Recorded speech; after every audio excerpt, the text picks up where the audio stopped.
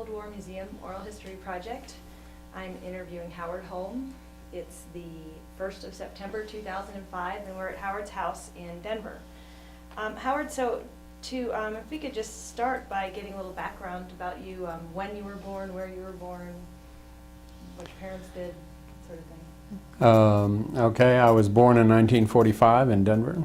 I'm a third-generation Denverite, and grew up actually in this house here in Park Hill. So I went to school in Denver at Park Hill, Smiley and East. I went off to Stanford for undergraduate work, and Yale Law School, came back in 1972 and began practicing law at the firm of Fairfield and Woods, and soon after that got involved in Rocky Flats matters. Okay, well, how did you first learn about Rocky Flats? If you grew up in Denver, you may have heard of it as a kid, I guess?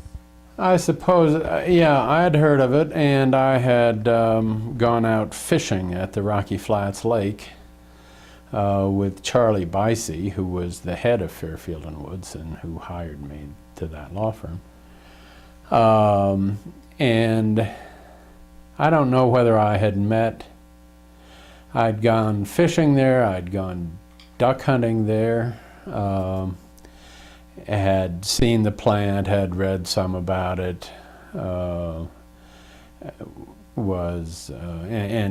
what was also involved a little bit because I was a conscientious objector during the Vietnam War, and active with the American Friends Service Committee, which led some protests at the Rocky Flats plant.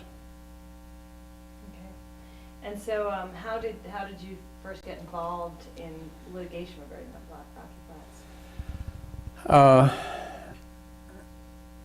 Charlie Bicey came to me and told me that Marcus Church, who was a rancher who owned land on 3 sides of the plant, or on 2 sides of the plant maybe, had come to him and said, it's really gone too far here. There's a big article in the newspaper that says that that Rocky Flats is more contaminated than Nevada test site, and I've got my cattle all over it, and people don't want to buy my cattle. They think they're contaminated, and you know, I've cooperated with the plant in the past, but something needs to be done. So I got recruited. Bicey knew that I was an environmentalist and a peacenik, and that this would be, you know, something I'd be interested in, with the Rocky Flats plant as the opponent. And so he got me involved, and the first step in the litigation was to give notice to the United States government that we intended to sue them if they didn't settle. And so we prepared quite an elaborate discussion of the plant's history and its accidents and the problems it was causing, and you know, the problems for Marcus as a rancher and a potential land developer in the area, based on newspaper articles and research, and going back, there had been some hearings in Congress about the accidents at the plant, primarily the 1957 fire and the 1969 fire. So we prepared quite a lengthy, I don't know, I suppose it was somewhere between 20 and 50 pages of discussion of the plant's history and its problems, and gave notice to the United States government that we intended to sue under the Federal Tort Claims Act if we needed to. And we did not get much response, certainly any favorable response from the United States concerning that. And so following a 6-month waiting period that was required, we then filed a lawsuit in the federal district court in Colorado and asserted claims under the Federal Tort Claims Act that the United States had committed negligence and torts which had damaged the surrounding landowners. That means that they had...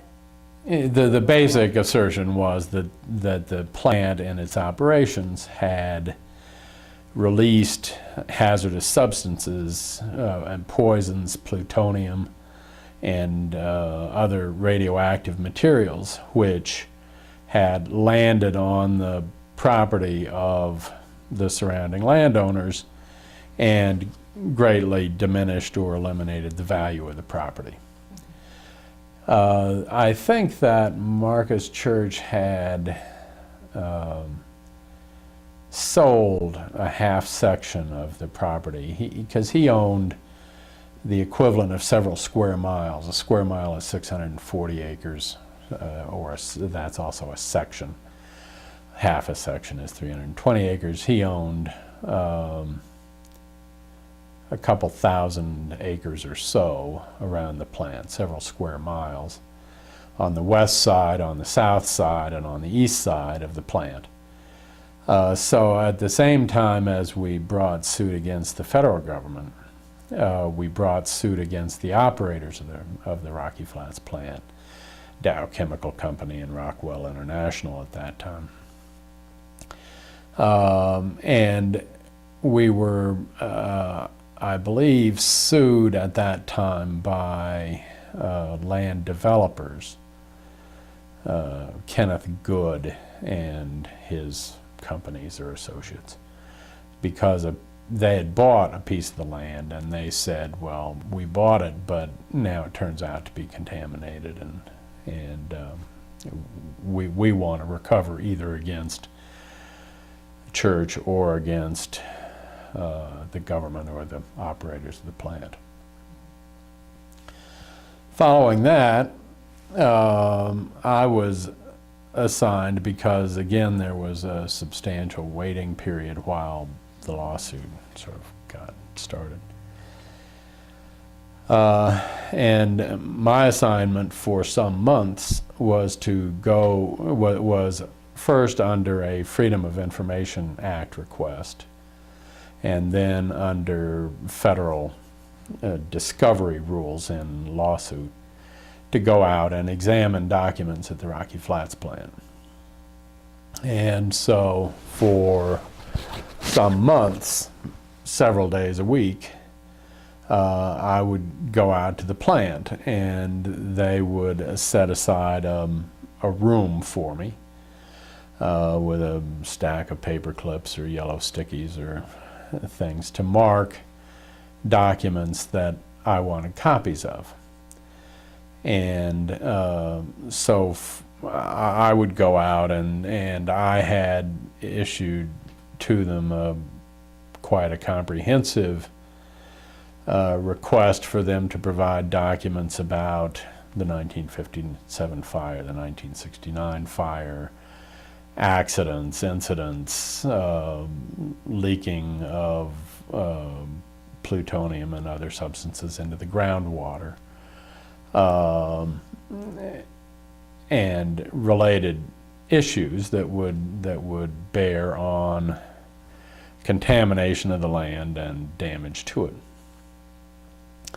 They provided, I would come and they would give me 10 boxes of documents to go through on a given day. And I would glance through the documents and pick many of them and leave many of them. And then over the months they would make copies of those documents and I would take them home and examine them. And so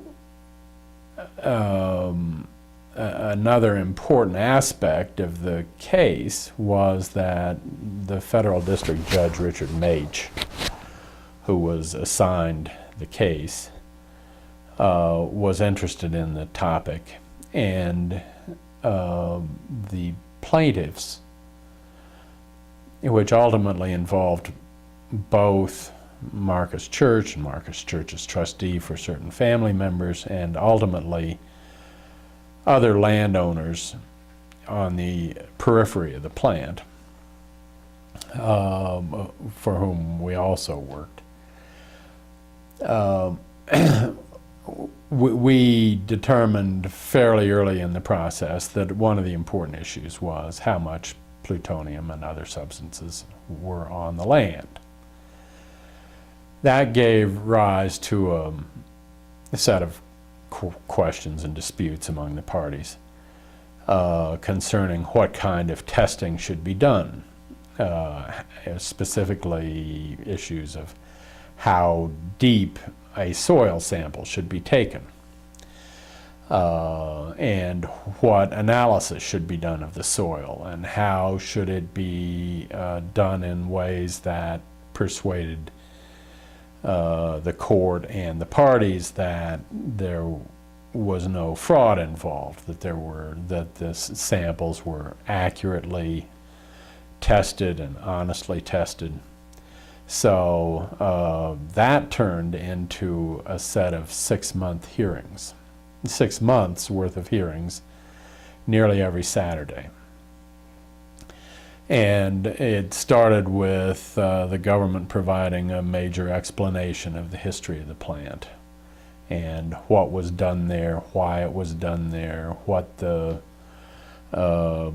purposes of the plant were, what the procedures of the plant were, what substances it uses, how did it use them. And so there were, many hearings devoted to that. Additional hearings were devoted to how should one test the soil, what is the hazard of plutonium. The chief hazard is as a alpha emitting radionuclide emitting alpha particles, which consist of sort of 2 protons and 2 neutrons. What damage do they do to people, and how do they do it? Well, it is a non-penetrating radiation. These are heavy ions, and they don't penetrate through very many cell layers. So the chief damage is caused if people have breathed plutonium dust into their lungs. And lung cancer is a major risk, and if these little particles dissolve and go into different places in people's bodies, bone in particular, but other organs as well, the irradiation of a few cell layers around the particle can give a very high radiation dose to a small area. And plutonium was known as a very serious carcinogen. And there was a major dispute between the plaintiffs and the defendants about how great a risk it is. So even, I think, early in the case, there were some medical experts brought in to think about how dangerous the doses that one could get would be. There were risks not only from the past accidents in the plant that had distributed plutonium onto the properties, but there were ongoing other risks, potentially people drinking the groundwater, potential other accidents, and so forth, that could also affect the use of the property. After 6 months of hearings on this matter, and now the case is a year or 2 years old, there was continuing discovery. There was a very major testing program of the soil, where the soil was taken. It was tested by laboratories. There were so-called blind samples and repeated samples and other methods to determine the accuracy of the testing. There were the Jefferson County health officer, Dr. Carl Johnson,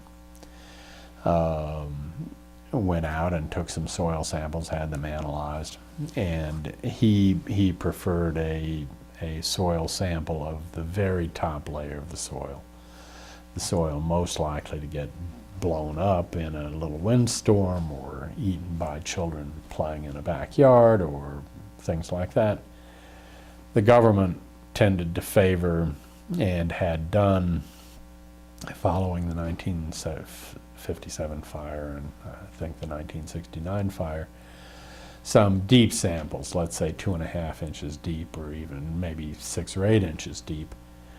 And so that was a method everybody ultimately agreed that would be a way of sort of calculating how much plutonium had escaped in a given area during a certain event, because 10, 15 years later, some of that plutonium that had started on the surface of the soil would work its way down in the soil column.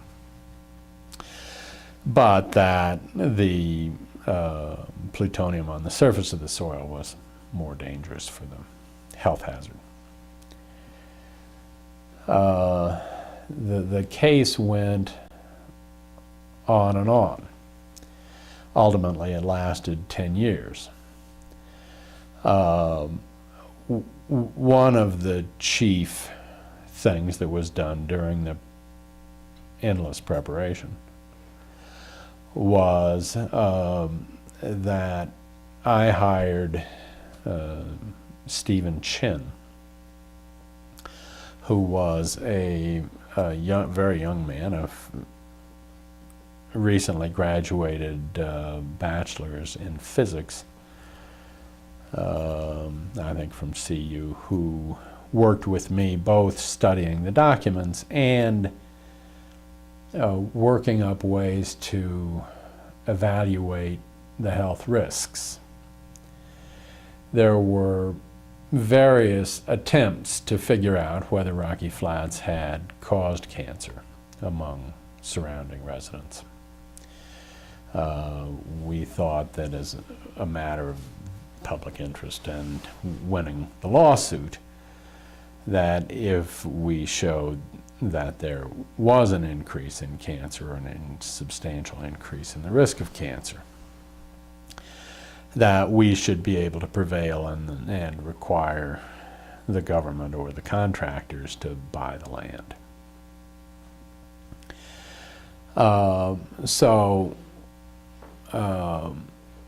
We were working on 2 projects. One was the judge ultimately said, well, I want pretrial statements. And so we wrote the longest pretrial statement that I've been associated with, and one of the longer ones I suspect ever submitted to a court in Colorado. It was 500 pages long, which went through and on the basis of all these documents which we had obtained, set out our case that the government had been negligent in operating the plant, that the government had had these terrible fires, that they had done a bad job of cleaning up afterwards, that they had done a bad job of storing the waste plutonium, and that they had never planned for how they would store it, and so they left it in leaking oil drums out on the 903 area and other locations where ultimately the wind would come and blow the oil containing plutonium in the occasional very strong winds of 100 miles an hour or so that would come typically in the wintertime, and blow plutonium from their waste oil drums and uranium from their waste oil drums, and that they had leaked a lot of waste from their waste ponds where plutonium and uranium and americium and curium and neptunium, these other toxic elements, existed to much lesser degrees than did the uranium and plutonium. But that had leaked into the ground, and there we found maps of rocky flats that described what they called the plutonium watershed. And we discovered that the 903 barrel storage area had, for I presume public relations reasons, been renamed the helicopter pad. So we found lots of embarrassing information about the plant and its history, and detailed this in a very comprehensive pretrial statement of the facts. Ultimately, we pressed the government and Dow and Rockwell to take all these statements and admit or deny them, because the vast majority of the facts we had copied out of their documents, and so they were presumably true or admissions against interest and so on and so forth. We were continuously trying to increase the pressure on the government to go ahead and settle the case. Steve Chen and I worked on analyzing the health effects from Rocky Flats. There had been several very cursory, sort of very short in effort and time studies, and they indicated that there was some increase of cancer among people who had lived around the Rocky Flats plant. Let's see, Ernest Sternglass was a professor and doctor from the University of Pittsburgh.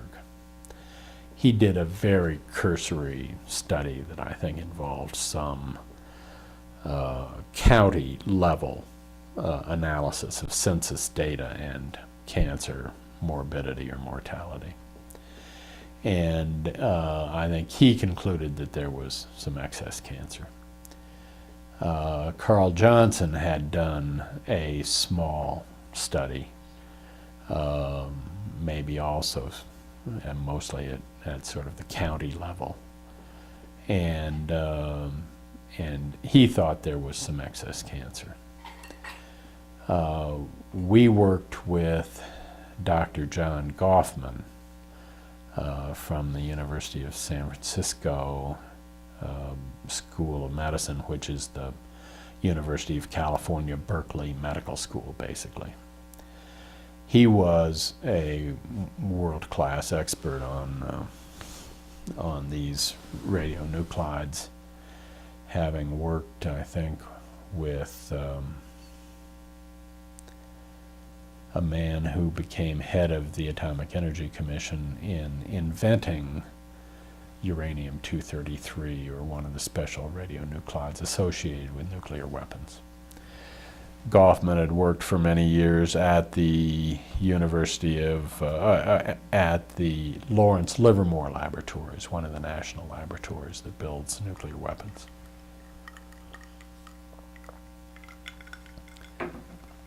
And Goffman had ultimately gotten pushed out of Lawrence Livermore because he thought plutonium was more dangerous than the AEC, Atomic Energy Commission, wanted to admit. And he was, and maybe still is, though he'd be 90 or more now,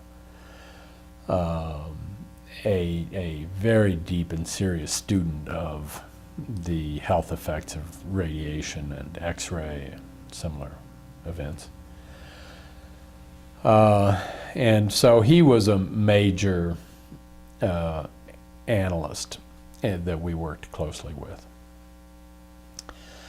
One of the local experts, and a man who studied and I thought profoundly about the dangers of radionuclides and plutonium in particular, was Dr. Edward Martell, who was at the National Center for Atmospheric Research.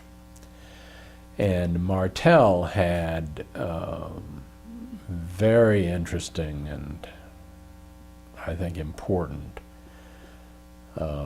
models about the dangers of plutonium in very small tissue portions of lungs at the bifurcation of the lung.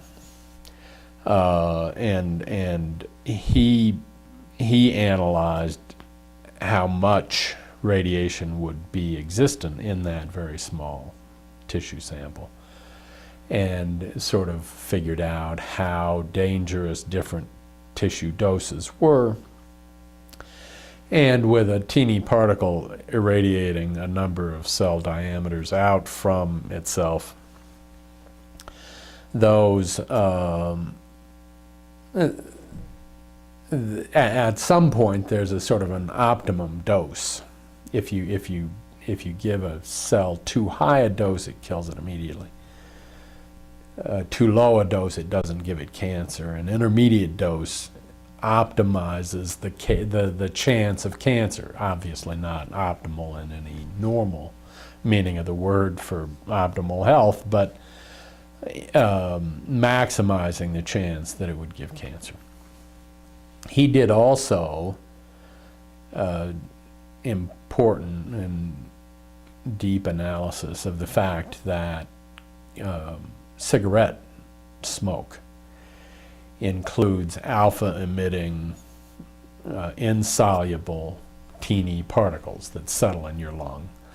And he believed that these alpha-emitting particles were largely the cause of lung cancer in smokers.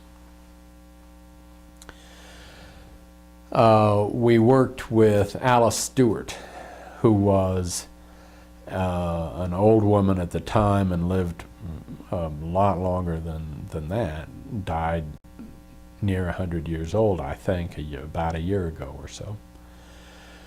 She was one of the first women to graduate in medicine from Oxford University in England, and was a leading world-class epidemiologist concerning radiation effects. And she was the one who discovered that X-rays of pregnant women led to leukemia in the fetuses and the children born of those women. She also did the probably biggest and most important studies of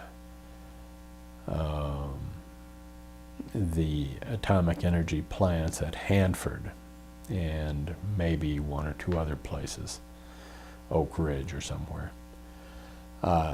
Having also done very major work concerning the epidemiology of the people who survived the Hiroshima blasts.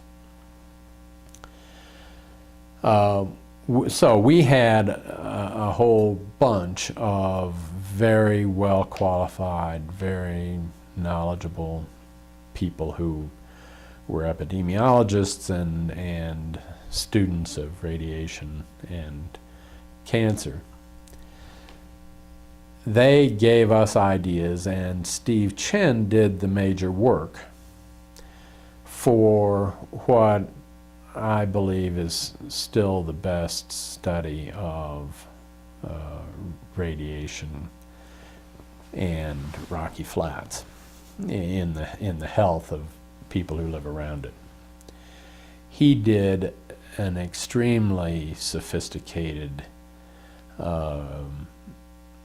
analysis using university computers, and we had one of the first dumb terminals wired back from the university into our offices.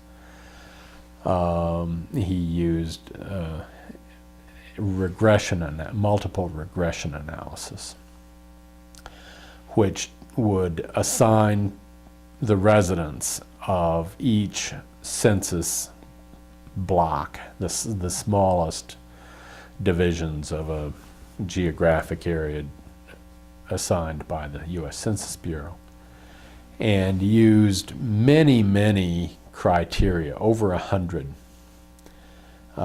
criteria associated with socioeconomic class, with education, with sex, with age, with income, with where they lived with respect to previously measured levels of plutonium in the soil,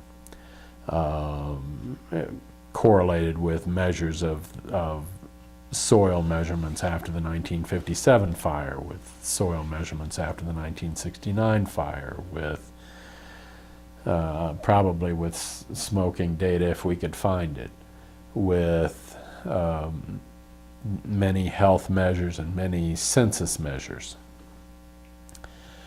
And multiple regression analysis is among the most sensitive, the most sophisticated means of doing epidemiological analysis, and trying to sort out what of many potential causes turn up to be associated with cancer. So multiple regression, you took all those different factors and sort of tried to exclude each one, is that the... Well, and computers will run many things at a time, and will say, okay, out of the 150 or 120 or some number of criteria that you have associated with each person, and then what was also done was sort of each person or census area was also associated with whether it was known they had gotten cancer or died of cancer, and what kind of cancer that they had died from. Because there were a couple of studies generated out of the medical school which provided, I think, within this geographic area, an exact description of various people who had either gotten cancer or died from it. Multiple regression analysis, then, as you suggest, it can take each criterion, income or smokers or where they lived with respect to plutonium, or whether they, I'm not sure whether whether they worked at Rocky Flats or not. I'm not sure whether they were smokers or not. We did a diligent job to find every relevant criterion that we could find and use, and do this regression analysis to see if it indicated there was additional cancer from Rocky Flats. And it was amazing to me the degree to which it did say that there was cancer from Rocky Flats, and that it was associated with, I think, more with the 1957 fire than with the 1969 fire. That it was, it was geographically consistent with where the plutonium had gone from that fire. We did some analysis and maybe found studies that the government had done where people attempted to figure out whether where the plumes from the fires had gone, taking weather report data and maybe reports of what people said they saw coming out of the smokestack. The exact hours when the great filter banks up in the plutonium buildings had burned in the 1957 fire.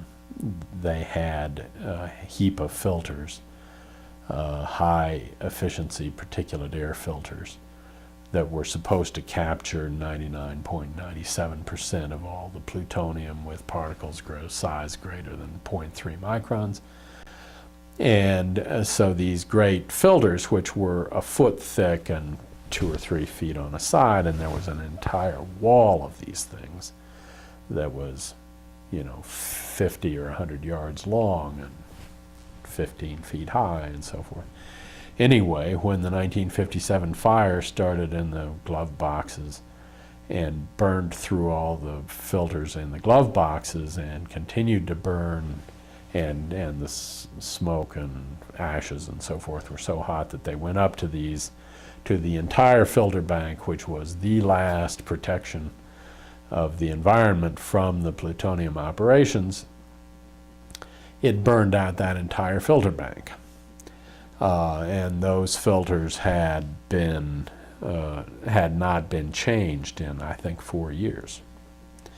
So, in that one night, maybe most of the excess plutonium that was supposed to be caught inside the buildings all went up in smoke and came out the chimney. So that was by far the worst event at Rocky Flats.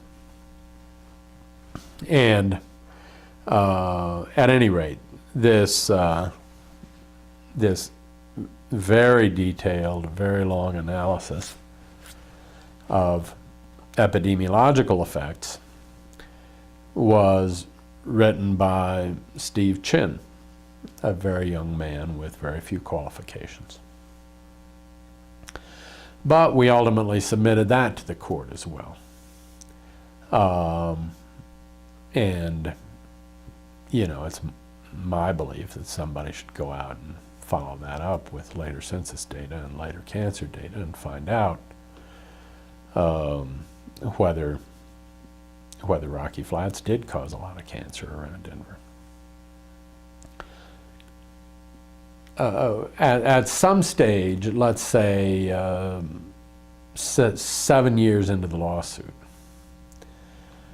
we were enormously frustrated because we had not gotten a trial date despite repeated requests. We were unable to get the court to let us bring this case to trial. And ultimately, we created a kind of a mini crisis by going to the 10th Circuit Court of Appeals, the appellate court above Judge Mage, and moving that Judge Mage be removed from the case because we had been trying to get to trial and he had not allowed us to. In fact, after that 6 years and through the 10 years of the entire litigation, there were some parties and some who had never answered the complaint in the lawsuit because other things had intervened, and they still had managed never to say yes, no, or maybe to the initial claims in the lawsuit. Well, we requested that the 10th Circuit take the case away from Judge Mage and assign it to another judge. Within days, a very few days of when we filed that motion with the 10th Circuit, Judge Mage did decide the case. And he dismissed the case entirely, saying that this matter, the whole litigation, was a political question under the United States Constitution, and that neither he nor any federal court had jurisdiction of the matter, that Rocky Flats was vital to the national security of the United States, and that thus a federal court could not intervene in its actions. Let's take a little break. Let's see, when we finished, did I give Judge Mach's reasoning? Gave his reasoning, yeah. The Okay. Political question and beyond the jurisdiction of federal courts. So that was appealed to the 10th Circuit Court of Appeals. And the 10th Circuit said, no, this is a case that can be decided by the federal courts. There were claims against Dow and Rockwell, who were government contractors, but private and non-governmental entities. And they said the political doctrine exception to jurisdiction of federal courts did not apply. That the assertions were normal kinds of torts from governmental activities, and that the parties should be entitled to a trial within a reasonable time, and that that the case should go forward. Maybe the 10th Circuit suggested that the legal doctrine of strict liability should or might apply. The doctrine of strict liability is basically that when handling certain very dangerous substances, the people who handle it are required to be more than careful and more than reasonably competent in dealing with the substances. They are required not to cause injury. And if they do cause injury, whether they are careful or not, or negligent or not, they have to compensate the people they injure. Whether or not it was the 10th Circuit that sort of suggested that might apply, it was an obvious thing to apply in this kind of circumstance, because plutonium was admitted to be one of the most dangerous substances on Earth, where the sort of projected cancer dose is measured in billionths of an ounce or billionths of a gram. And so not long after we got back in front of Judge Mach,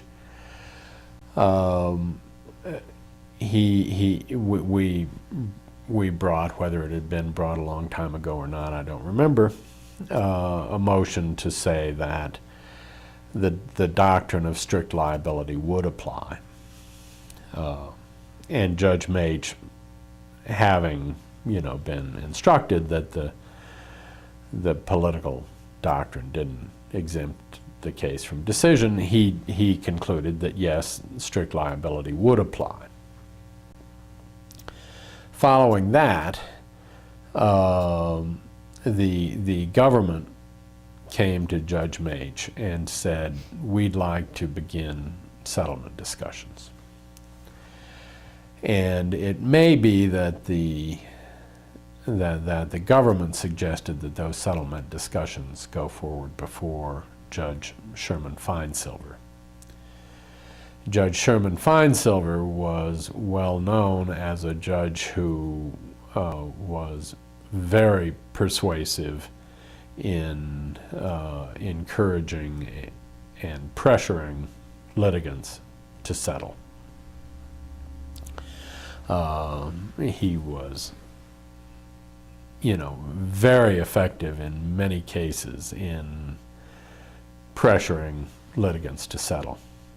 And we welcomed the opportunity to have settlement discussions before Judge Mach.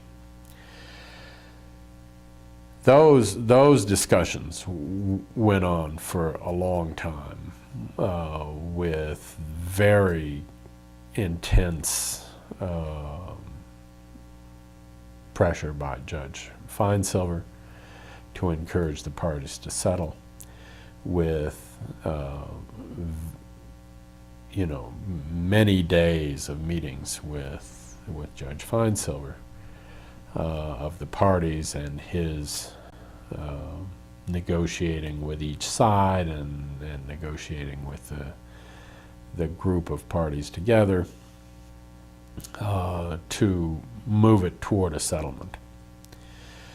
And the settlement involved many different aspects. The government bought outright various land. Various land was assigned to be land that would not be developed,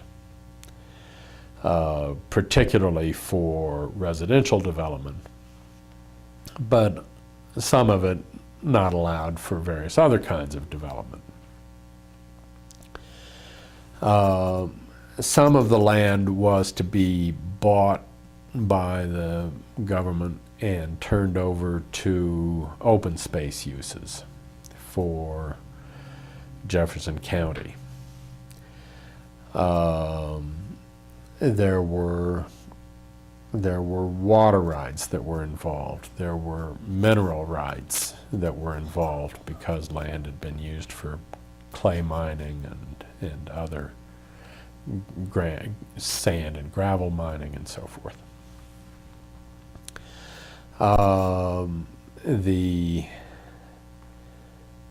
The McKays, Perry McKay and Charlie McKay, who were the nephews of Marcus Church, who had been the landowner who brought the suit and had used the land primarily for cattle ranching. The McKays were interested in the future and either in limited development of certain of the land or use of the land for the kind of mineral right uses. And so in a settlement context,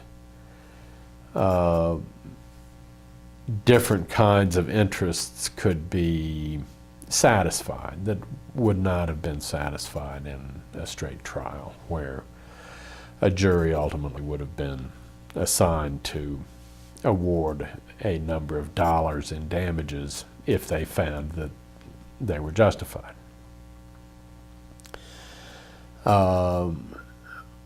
But in the settlement context, there was a lot of money paid. There was various protections for various lands. There were provisions that I think some of the land could be plowed, which would turn some of the plutonium under and make it less available for causing health hazards.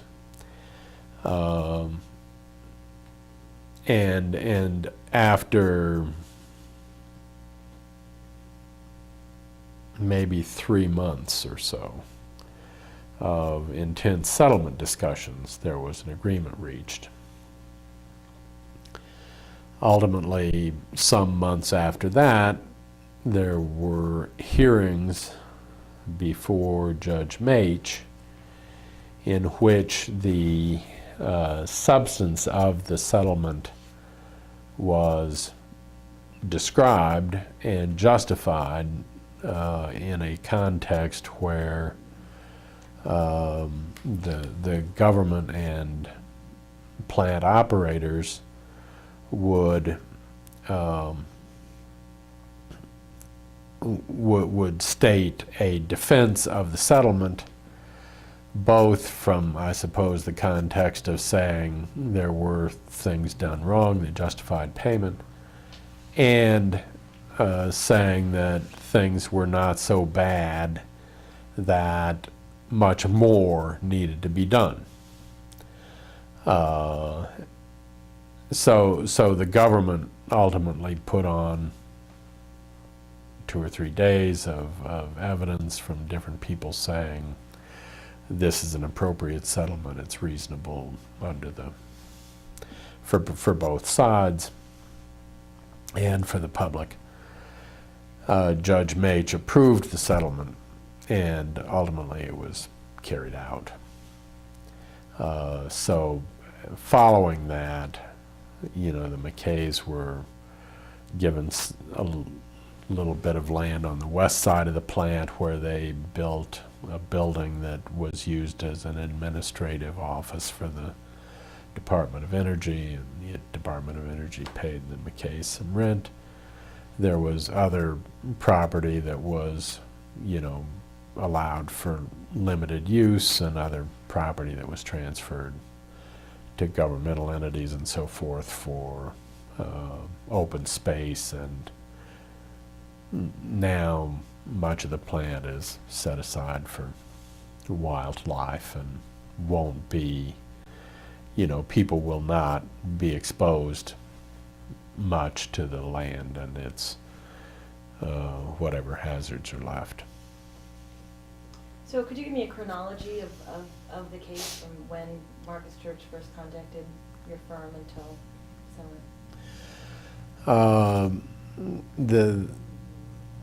It was 1973 when I think it was the case was brought. It's possible that the case was brought later because there was the need to give the government notice and so forth. But my involvement started in 1973. The case was ultimately settled in 1985. So it was a dozen years of involvement, maybe 10 or maybe as much as 12 years of being in court. You were a brand new lawyer then when this I was a new lawyer. must have been trial by fire. Well, it was, and I had Charlie Bicey was a wonderful mentor who was a great lawyer and a wonderful person to work with. I was inexperienced, and if I were given that kind of case today, I would do it quite differently. Ultimately, what was reasonably obvious from the beginning was that the government was liable, and the operators were liable. They were dealing with enormously toxic poisons, and they had handled them very carelessly.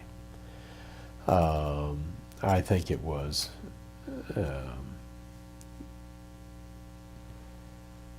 it's important to the public what happened and so on. I learned more about that and studied it in more depth than was really required for proving liability. So I would try it differently today than I tried it then. On the other hand, it was interesting. It was important work. It was a reasonable way to approach it. It wasn't the way I'd do it today. So in terms of the extra research that you did, the cancer studies and stuff like that, do you think that was not necessary to prove your case against the government? You just had to prove that they were careless in their handling of the... Well, ultimately the hard part of the case, liability in a lawsuit is a sort of a yes or no answer. And the answer was clearly going to be yes. They were going to be liable. The damages is a very difficult factor in many cases. And the amount of damages was going to be very hotly disputed. And we were looking at very sophisticated ways to approach that as well. Studies of, why did Northwest Denver develop so much more slowly and so much less expensively than southeast Denver. You know, the southeast Denver is full of rich homes. Arvada and north and west of there are not. They're much less valuable homes and properties. Boulder, on the other hand, you know, is now very valuable property. It happens to be upwind of Rocky Flats. When we did cancer studies, we didn't find cancer in Boulder. Is all of that chance? Arguably, yes. So that was going to be a very important set of issues as well. From a straight lawyer's point of view, one could spend more time on that. From a litigation point of view, the defendants, the United States is not subject to punitive damages.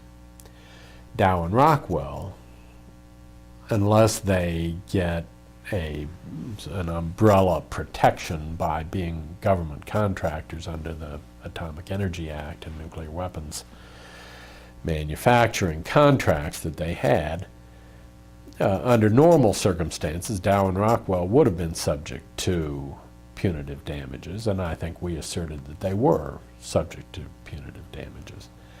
And that is where the greatest risk for the government sat. And all the details about the fires, all the arguments that or evidence that we'd have put forward concerning the cancer could give rise to juries awarding very significant punitive damages. The government stood at risk for a very great amount of money if this case had gone to trial.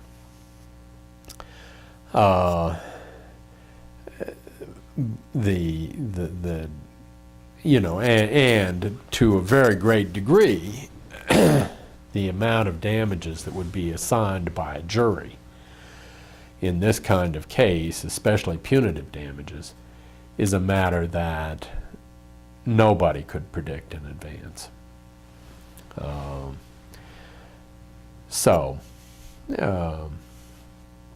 It was a matter of great risk for the government. They succeeded by skill or otherwise, luck, the choice of the judge, whatever, in postponing judgment for a dozen years. Subsequent cases brought against Rocky Flats by other landowners in areas beyond the periphery of the plant where our case was involved were in court for as long or longer than our case. And if they've been decided at all, it's within the last year. So these are difficult cases. They've been difficult, I think, for the judges who have handled them, who have been very conflicted, I believe, in what should be done. You know, Judge Mage understood perfectly well the plight of the poor rancher whose land had been condemned for the plant in the first place, and who, you know, was there trying to cooperate for 25 years, 20 years, and found himself in this pickle where people didn't want to buy his cattle and he couldn't develop his land and so forth. I'm going to stop you. Cold War Museum Oral History Project. I'm interviewing Howard Holme. It's the 1st of September 2005. I'm Hannah Nordhaus, and we're at Howard's house here in Denver. So we were talking about legal. Right. So it's my belief that Judge Mage understood and sympathized with the plaintiffs who were unable to use their land in normal ways. And it's also clear that he had great sympathy for, if not the government, the people of the United States, and what he believed were their needs to protect the security of the United States by building nuclear weapons that could be a defense against and deterrence against the Russians and their nuclear weapons. That, I think, was his what made the case so difficult for him. I didn't, I think I understand it a lot better since the decision he made, essentially saying that, than I did for some years before that. But, it's clear that whether, and I'm not sure which judges have handled these subsequent cases, but the fact that they've been in court for many, many years without decision is an indication that those judges have thought it was a difficult issue too. When you say you understand better Mage's decision, why is that?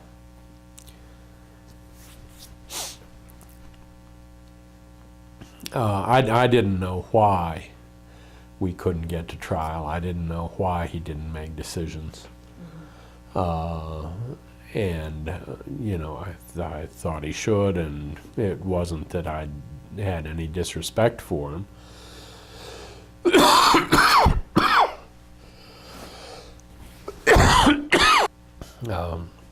I have great respect for him. But I thought it was his duty and desire to get the case decided, and I didn't know why we weren't succeeding. But I think that if you a reasonable judge who thinks that it's vital to the United States to have a nuclear weapons plant would worry greatly about this case, because ultimately the threat of the case, the implications of our case, could have been that the plant should be shut down. If the plant was built at a time when almost nobody knew the dangers of the elements that were being used, the plutonium and other things. They didn't know how to protect against the dangers when the plant was opened. When the plant was opened, it was 1954 and the Korean War was still on, and there was a fear of atomic war with China at that time, with quite an urgency about getting nuclear weapons made. At the time the plant was opened, it was roughly 16 miles from Denver, with little population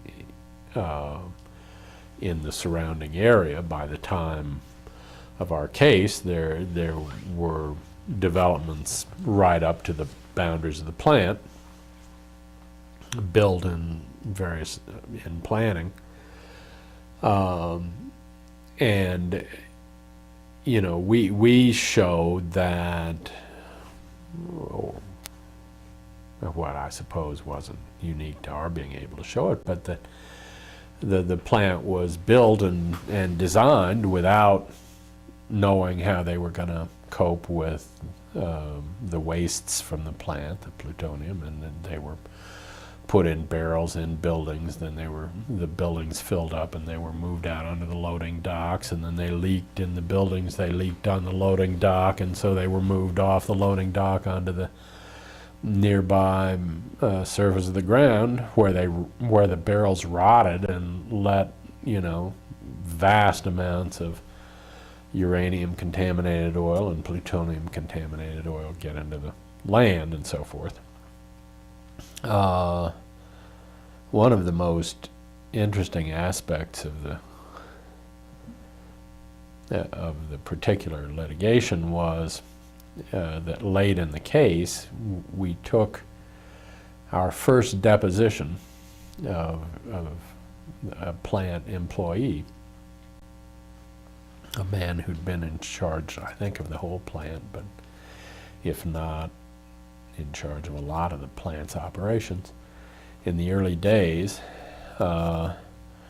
when we pointed out to him and showed him documents that he had signed where he had authorized the putting of well, in one case, the burial of a lot of these barrels of contaminated oil. He had forgotten and couldn't believe that he had signed the documents authorizing this. He was an old man and you know, was shocked that what he'd been taught in dealing with pyrophoric or metals, that is, metals that would ignite spontaneously. I think phosphorus and magnesium, maybe.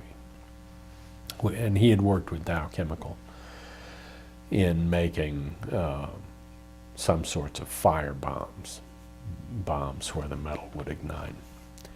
And because plutonium is pyrophoric, that was one of the reasons that Dow was chosen to run this plant. They were a huge, capable company. Almost nobody knew how to deal with plutonium, but the government figured Dow would know more than almost anybody else. And they probably did know more than almost anybody else. And they put this man in charge of running the plant. But when he saw that he had authorized the burial of this metal in these barrels, he said, you know, I was taught never to do anything like that. You put it underground and you forget about it. You don't know where it is. It's lost and it causes problems for a long time. At any rate, there were grave problems with the operations of the plant. You know, not very many years after we were involved, there were, the FBI came in and went to the plant and said, you show us all your records because there are serious problems with the plant. And the plant was shut down. The Cold War was over not long after our case was over. The need to build these nuclear weapon triggers, which were built in Rocky Flats, was much diminished. And now, you know, the plant's closed and won't be reopened ever for that kind of purpose. The judges in the early days, when there was no alternative and when nuclear weapons were, they thought, vital to the nation's defense, you know, had serious conflicts about what to do about it. So you mentioned that every lawsuit that has proceeded against Rocky Flats has taken decades. What's it like to be a lawyer against DOE on the other side of the case? Well, they have enormous resources. So it's sort of David versus Goliath. On the other hand, the quantity of their resources is enormous. The quality of their lawyers is not necessarily special. So it was a big bureaucracy, but easy to fight your way through it, or? Well, it took forever. It was enormously frustrating. But,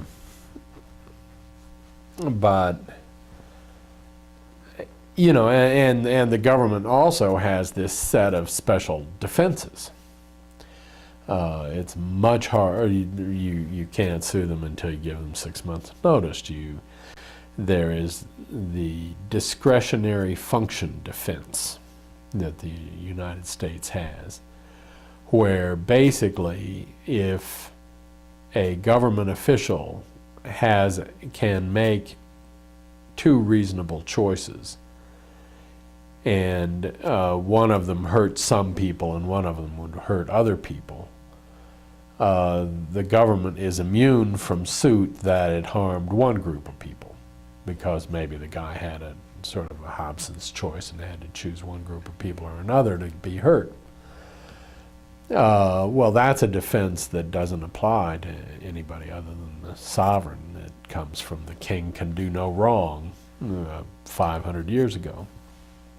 But it's written into the statutes of the United States today. And the Atomic Energy Act and the nuclear weapons in particular, parts of that act, which have now been incorporated within the Department of Energy, give the contractors for the United States various of the protections of the United States. And the lines are not very clear on when Dow or Rockwell would have all the immunity, the sovereign immunity of the United States, and when they would be considered normal companies subject to normal liability and rules. So there were, it is very difficult to bring a major suit against the United States, or the United States and its nuclear weapons contractors. Fortunately, we had parties who were patient and understanding and had enough money not to just be driven bankrupt by the process. Were they paying you on a contingency, or was it an hourly fee arrangement? Ultimately, it was an hourly fee arrangement. So you mentioned that you spent all this time poring over documents that you got through FOIA requests. I mean, obviously it wasn't easy because it took 10 years, but that was all you had to do was submit FOIA requests to get this information? Did you have to fight through every request, or?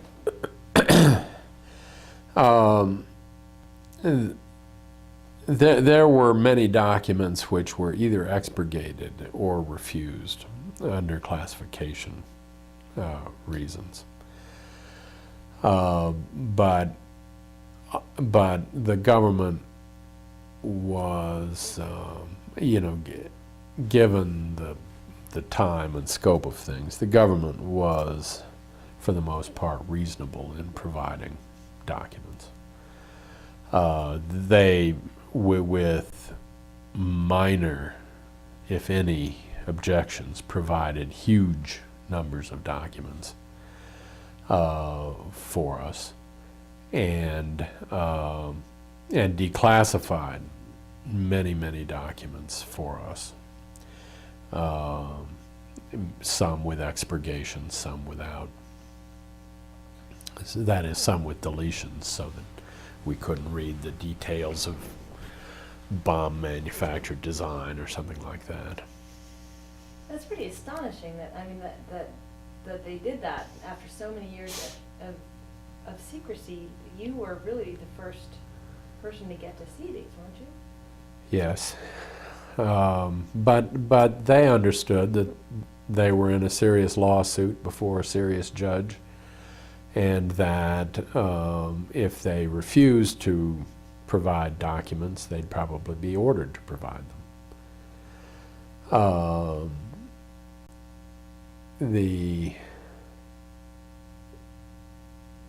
There had been newspaper reports following the 1957 and 1969 fires. There had been, I think, maybe some congressional investigation following those fires. Those were the really most serious mistakes, events in the plant's history.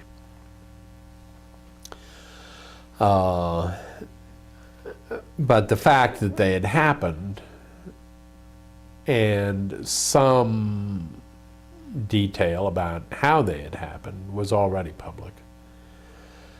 And I think that it was pretty clear to the government that while it was going to be embarrassing to tell more and more details and so forth, that when they were the central events that we were going to allege were the cause of our injury, I think they saw the writing on the wall that they were going to have to give those up, and once you give them up, I mean,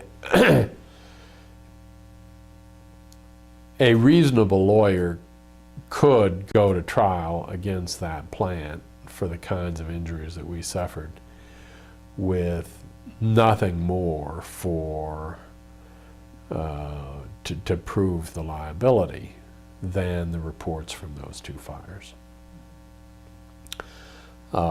We, of course, had an enormous amount more, but you know, it was just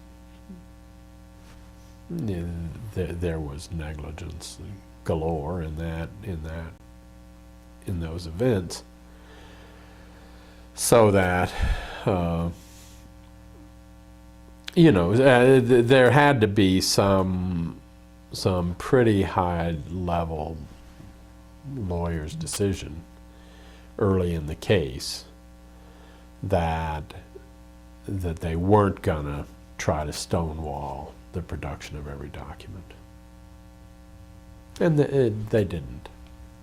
And had they tried to do that, do you think they could have, they would have ultimately had to surrender them anyhow? Yes.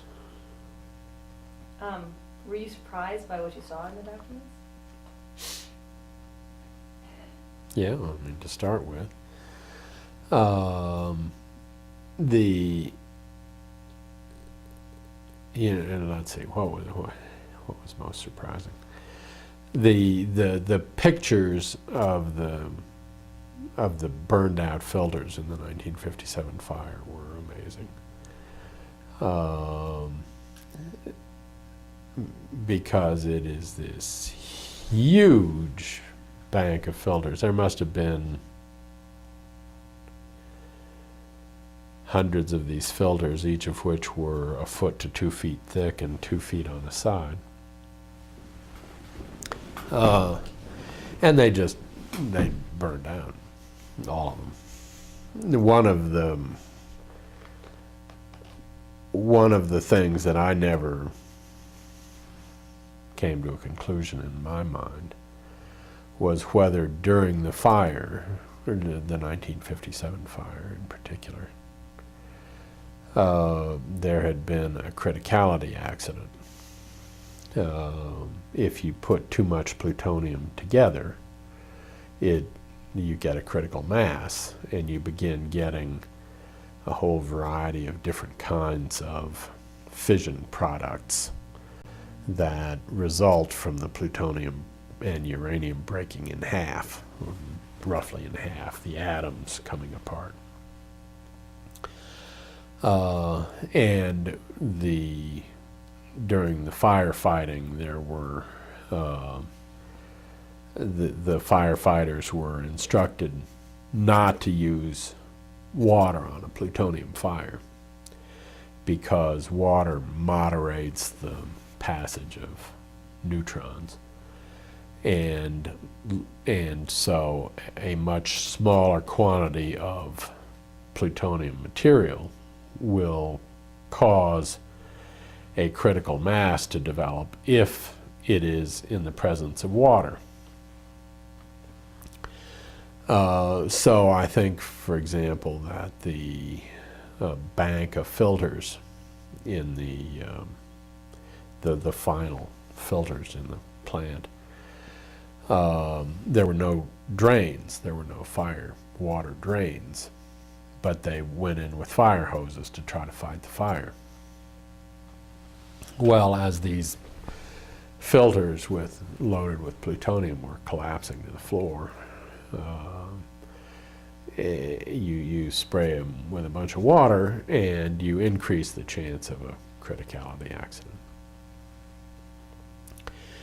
I think the government asserted that there never had been a criticality accident at Rocky Flats. I don't know whether there was or not. And we tried to get materials, for example, from that area to test, to find out whether the fission products were present. If they were, then probably a whole lot of them went up the smokestack and spread over Denver, and they could cause a lot of cancer as well. The pictures of the top of the chimney in the 1959 fire were surprising because and some of the reports and pictures had notes written by various plant employees, and so we found various of these notes still on the documents that we were reviewing. So one of the notes associated with this picture of the top of the smokestack was, the fire was so hot that it melted the top of the smokestack. Imagine how bad that was. I forget what he said, imagine something or other. But it was basically imagine how bad it was to melt the top of the smokestack, which was a 8-10 story smokestack, something like that.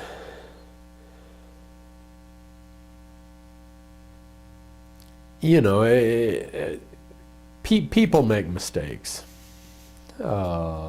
It's very hard to handle this material that where a billionth of a gram can kill you, and never make mistakes. So they did make mistakes, and that's natural. You make mistakes, and people get a glove box, the glove gets punctured, and they get a stick of plutonium in their finger. Or and people get lazy and careless, and there weren't the terrorist fears then that there are now, and I think I concluded that if you work every day with this most poisonous substance, it's impossible to remain attentive all the time. You get lazy, you get distracted, careless, and so some bad things happen.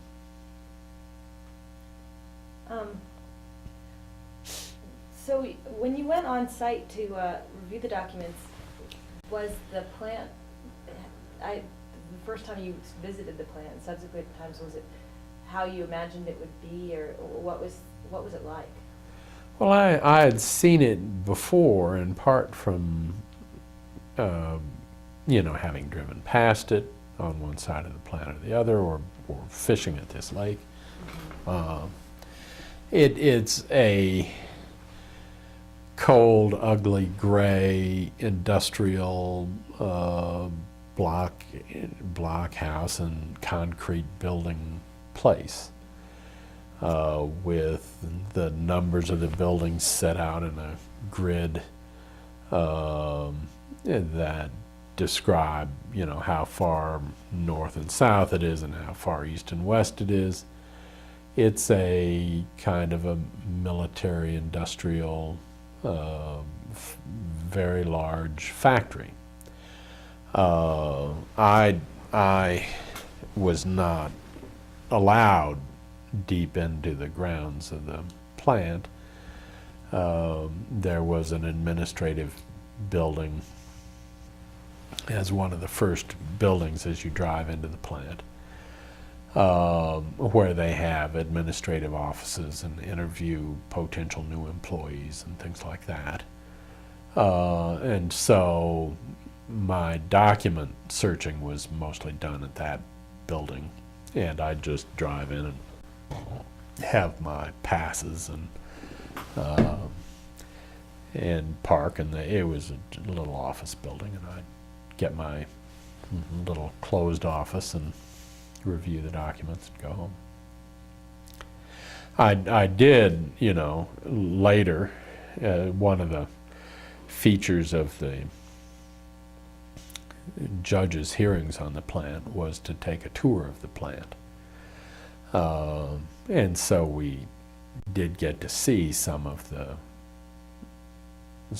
operating buildings and storage locations and other things at that time. And it was more the same, more industrial. Yeah. Did you ever feel that you were harassed or abused or threatened in any way because of your work with Rocky Flats? No. I feared things from time to time. I think that there were times when I considered the possibility that my phone would be tapped, or they would do something improper to spy on me or something like that. I don't think any of that ever happened. Did you ever fear, when you went on site, did you fear for your personal safety in any way, just in terms of if there was a contamination event or something like that? Or did you feel pretty safe? I thought there was a minimal risk.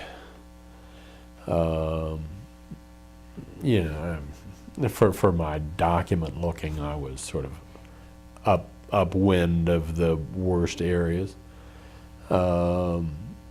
I believed then and now that it was that the vast majority of the risk came from a minimal amount of time, that if you happened to be there when there was some accident, then you could be in trouble, but that normally it was a minimal risk. There was some stage during the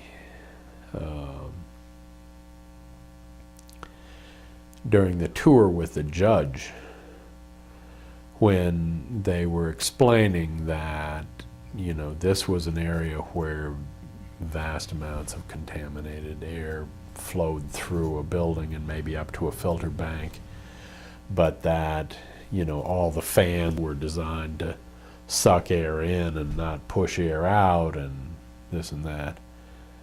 And they, as I recall, opened some door into an area where there was this contaminated air.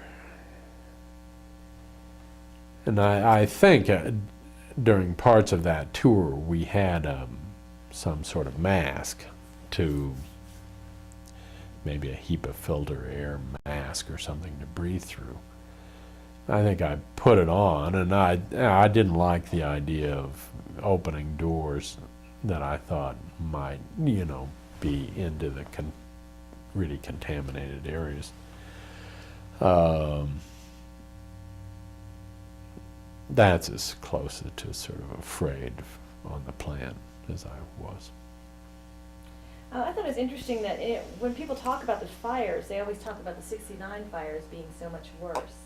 So it's interesting to hear from your perspective that in terms of what contaminants may have leaked out that the 57. Yeah, the 57 fire was not widely publicized. The 69 fire was much more widely publicized. The 69 fire generated a very large sort of repair bill that was publicized and known. But the big differences are that in the 1957 fire, they burned through the final bank of filters and burned this set of filters that had been unchanged for, I think, something like 4 years. And that led to, you know, lots of plutonium from the fire itself and from the accumulations on the filters over years, all going out at once. The 1969 fire, though they were, I think, processing a lot more plutonium at that time, and it was in a new building and a bigger building and more plutonium around and those kinds of things. The final filters didn't burn out. I think they came pretty close to burning out. But I think that they, so far as I know, there was not a history of years and years of not having changed the final filters. And I think the final filters didn't burn out in the 1969 fire. So there was some contamination that got out. But it, in my judgment, you know, and I probably asserted it somewhere in this pretrial statement or otherwise, sort of the relative amounts that got out in the fires. I think, you know, not remembering it in my mind, you know, I would now think that I thought it was maybe 100 times as much plutonium getting out in 1957 as 1969. And that was found, so you guys found that on the sampling did in fact prove that parts of Marcus Church's property had been contaminated too? Yes. Or was it more the perception of perception or potential contamination hurt his land values? Both. Well, no, our assertion was, and it was shown by the evidence, was that there was plutonium on his land. Now, there were maps drawn at various times by various people with isopleths of plutonium contamination. An isopleth is a line of equal contamination. And so the land to the east of the plant across Indiana Avenue was much more contaminated than the land to the west. The degree of contamination is subject to interpretation as to its danger. And there would have been a major dispute in the case had it been tried among medical experts who would say this isn't enough to cause any injury, and others who'd have said it was enough to cause injury to people's health. The plutonium can be measured with enormous accuracy to extremely low levels. We were talking picocuries per cubic centimeter, I think. It goes micro, which is a millionth, nano, which is a billionth, micro, nano, pico. Pico is a trillionth of a curie, And so this is measured in disintegrations per minute. That is a single atom disintegrating, coming apart in a minute. And each one of these atoms that disintegrated or decayed was measured. And I don't think they missed very many of them, because these things disintegrate and they sort of give off radiation in all directions, including the direction of the detector. Well, one atom disintegrating per minute is not very much. An atom is exceedingly small. So they could measure this stuff with exquisite accuracy. But there was plutonium to be measured on the plaintiff's land. In addition to that, we did argue that the perception of the danger, both existing and potential from other plant accidents, could lead reasonable people not to buy the land, and that we should be compensated as a result. So what was Marcus Church like, this David who took on DOE Goliath?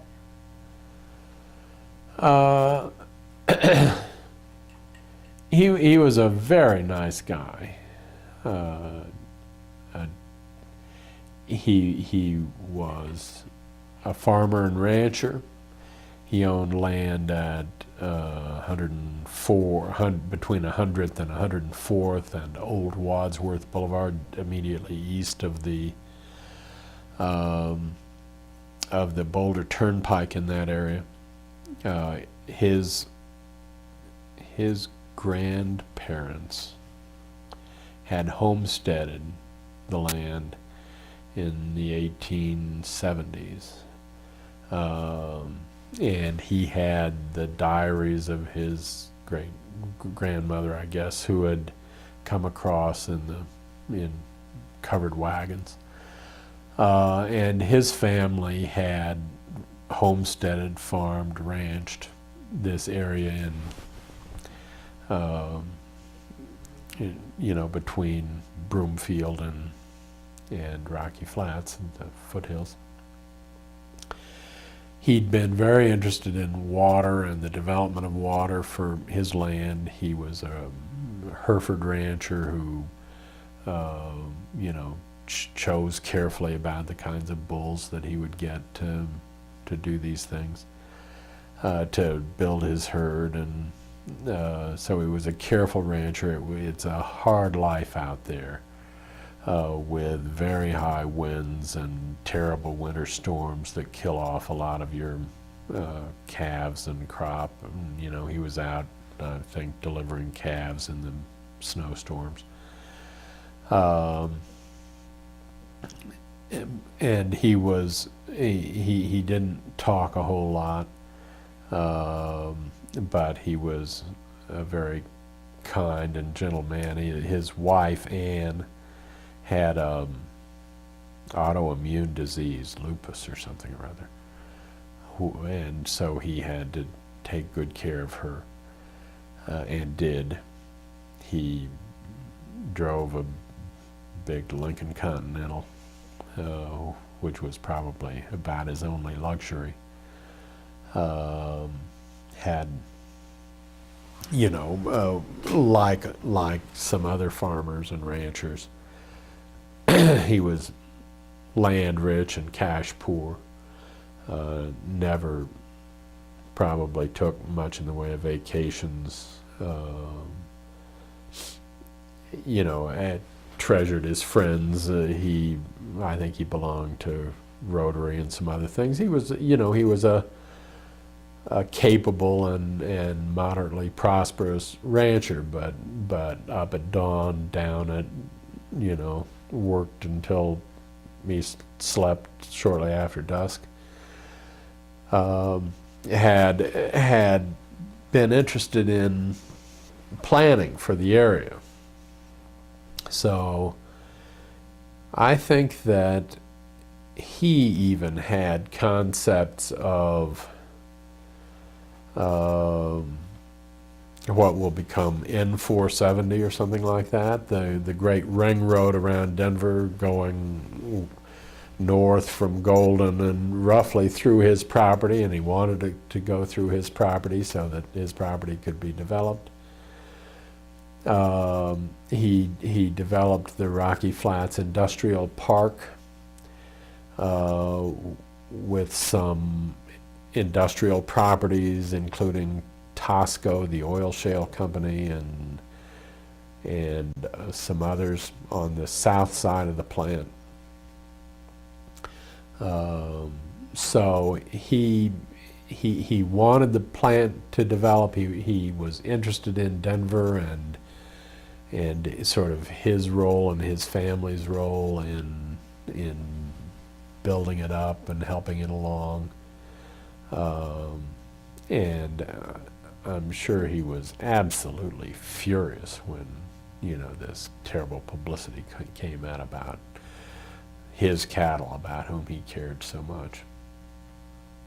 He was friends with various of the neighboring ranchers and farmers, and he would have some of their people handle his cattle on parts of his property, and I'm sure reciprocate in other areas.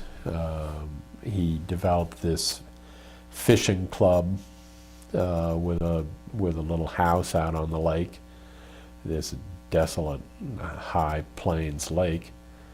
But he'd stock it with trout and had businessmen and other people as friends to come out and enjoy the fishing, spin stories, and have a drink.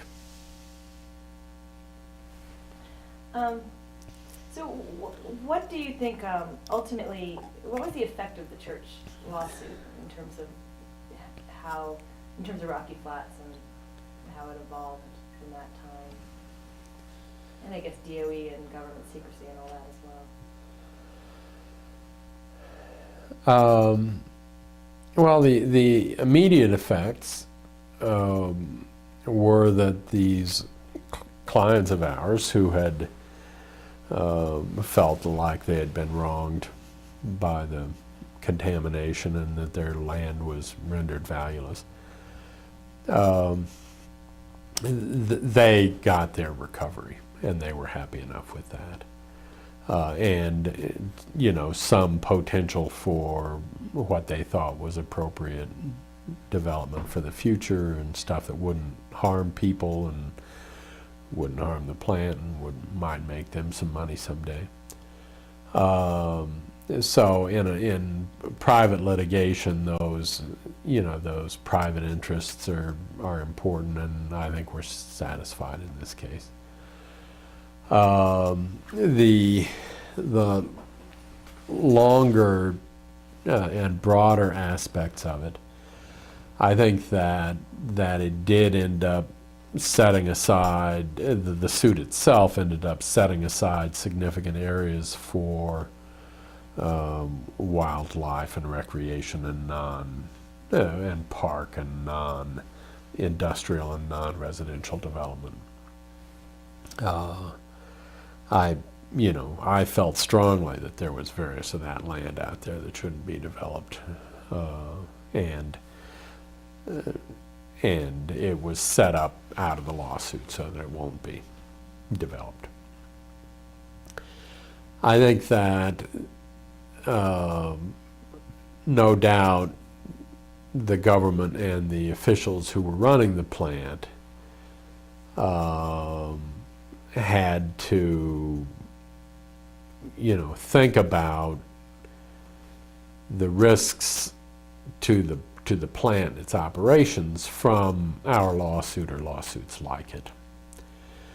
So I think that our lawsuit was one of the factors, I'm not sure of what importance, in leading the government to decide that they'd make their nuclear weapons somewhere else. And that, it was a warning that building nuclear weapons in a metropolitan area, not very good public policy, because there are risks when you run a plant like that, and you'd really rather have those risks be in some rural area where the number of people who could get hurt would be minimized, and where the danger of an injunction against the plant or having to shut the plant down when its functions are needed, those risks are less if it's outside what had grown into a major metropolitan area.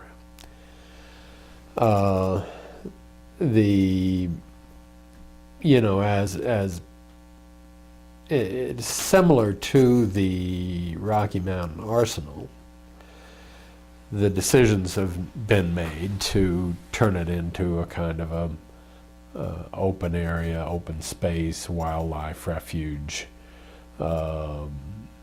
place where endangered species can thrive.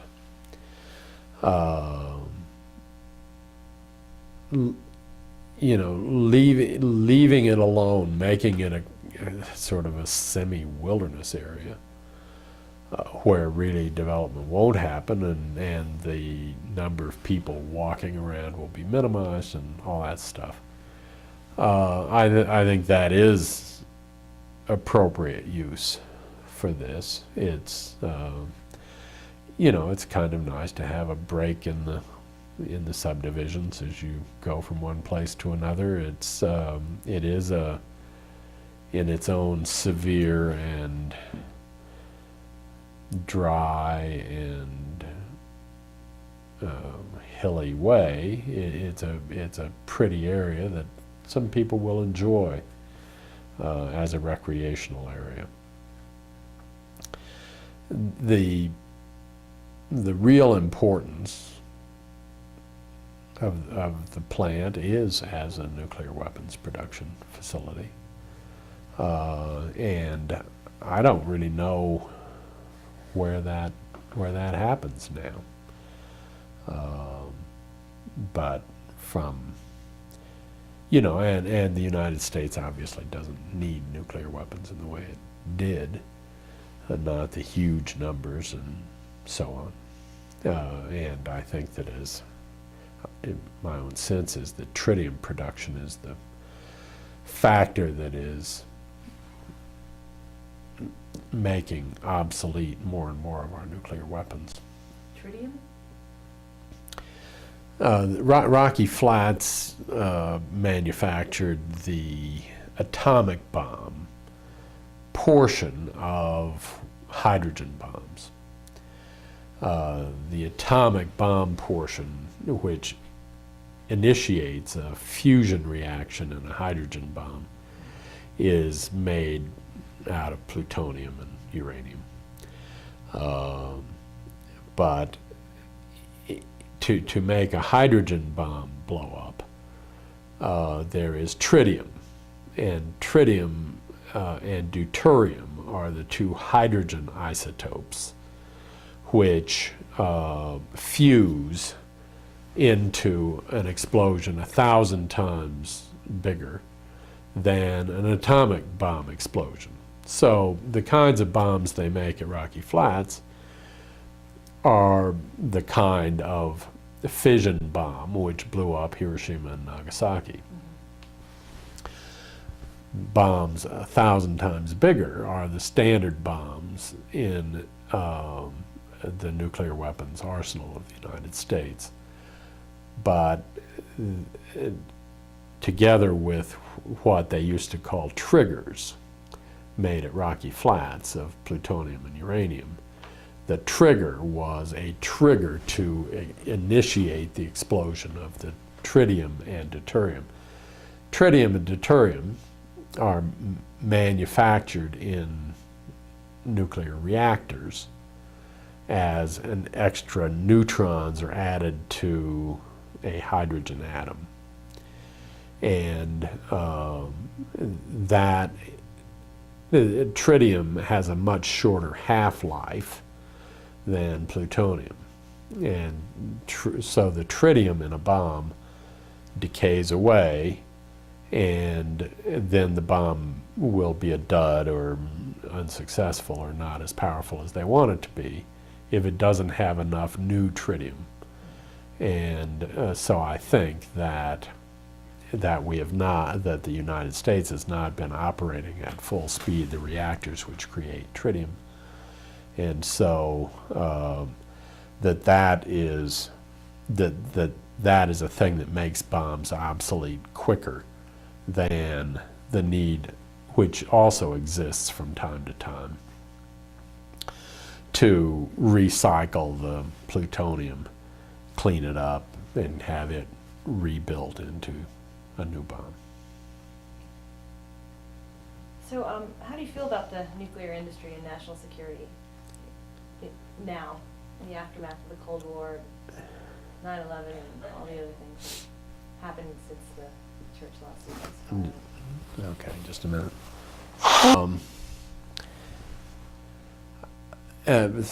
In the Vietnam War and during the period, or most of the period that I was involved in this lawsuit, I was an active Quaker and a conscientious objector.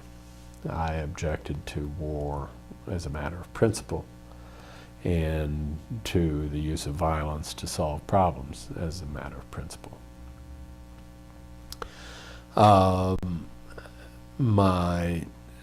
My views on that subject changed over time, and I came out of the Vietnam War and out of law school as a kind of a radical, both radical environmentalist and radical pacifist, and radical in terms of politics as well. You know, I thought the purpose of government was to redistribute from the rich to the poor. Over about the first 8 or 10 years of my law practice, I concluded that that was the wrong approach. So I had my political views changed, my religious views changed, my environmental views changed, because I was an environmental lawyer and watching the way the environmental law really worked as well. Now I'm not a pacifist, and you know, what are the needs for nuclear weapons? Well, Russia still has a few thousand pointed at us, and we need some to deter that. We don't want radical Islamists and terrorists and Pakistan and Iran and India and Israel to be the nuclear powers of the world. So my belief is that we should have a lot more nuclear weapons than they do. So I suppose that would be a political summary.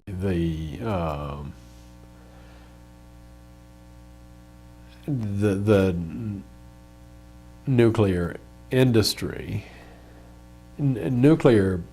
both nuclear power and nuclear weapons are just extremely dangerous. You know, with a backpack-sized bomb, you can blow up New York City. And with a bomb that somebody could carry into New York City in a backpack, you could blow up New York City. So these are extremely dangerous. Now nuclear power is also very dangerous, but various other power sources are no picnic either. So it's a complicated scientific and environmental analysis that needs to be done to run the world in the best way, and I'm interested in those topics.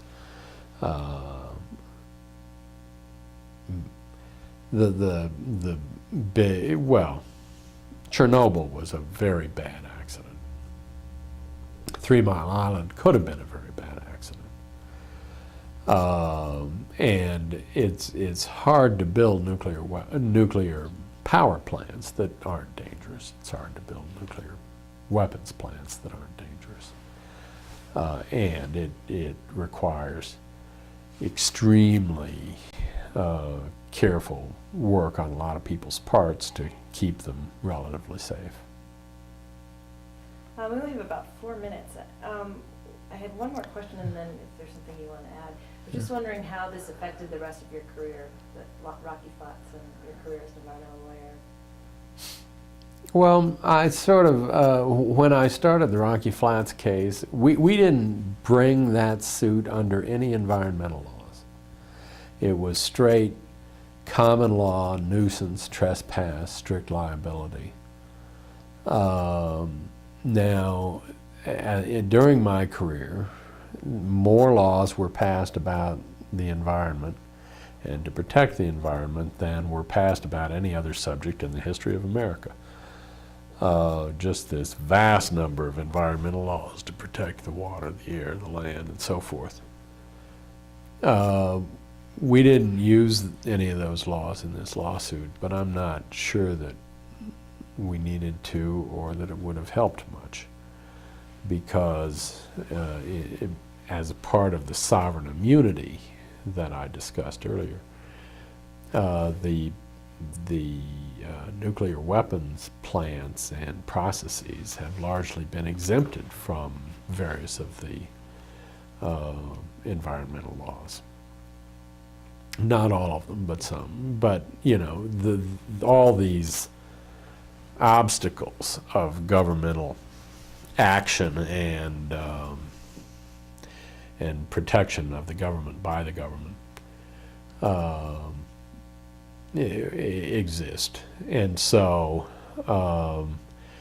my career continued. I did a lot of environmental work. I did a lot of water law work, water quality work, air quality work.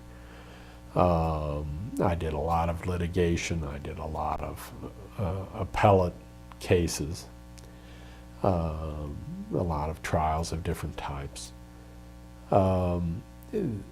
You know, I suppose we did the case in a very low-key way. We never discussed it with the newspapers. We never discussed it with television people. We you know, at the direction of our clients and in the tradition of the law firm, we kept things very quiet. So it did not, I was known by a few people as an expert on these kinds of subjects, but never widely known by anybody. So it was one of the, it was probably the most important case I was involved with, and certainly one of the most interesting. And it built a good legal career that lasted as long as I wanted that legal career to last, and now I'm off to doing other things. Okay, well, that leaves us with about a minute, so anything else? No, I'm happy if you're happy. Well, thank you very much. That was great. Okay. Sure. He just didn't want it to hurt him. He figured that, you know, he some of his land holdings had been taken from him, and he was left with land on the periphery of this plan, which made it more difficult to move his cattle around and do his work. But he was, you know, he'd been paid for that, and he was happy enough to live with that. Paid some trivial amount of money in $1954, but it was $1954. So what made him unhappy was just that they had not taken care of their property and had crudded up his.